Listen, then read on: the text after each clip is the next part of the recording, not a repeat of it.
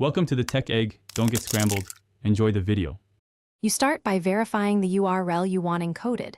Make sure it resolves and uses HTTPS for best compatibility.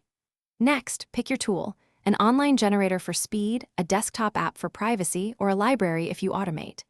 Decide target size in pixels and an error correction level, low for simple prints, high when the code may be damaged.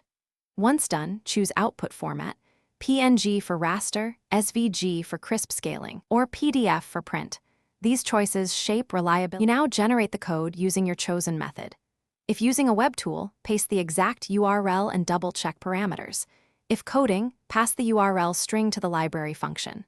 Configure size, margin known as the quiet zone, and error correction to match real-world conditions.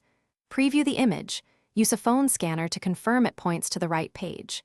If you automate, save both PNG for distribution and SVG for scaling. Make sure exports are at final print DPI. You finish by rigorously testing the QR code across devices and lighting. Scan with basic camera apps and dedicated readers to ensure universal compatibility.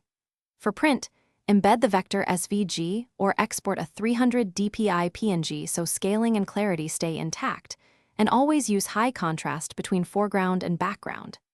If scanners fail, increase physical size, expand the quiet zone, or raise error correction to H. One key troubleshooting tip: regenerate with larger modules and test again. Small fixes usually solve scanning failures. Thanks for watching. Consider subscribing if I helped unscramble your problems.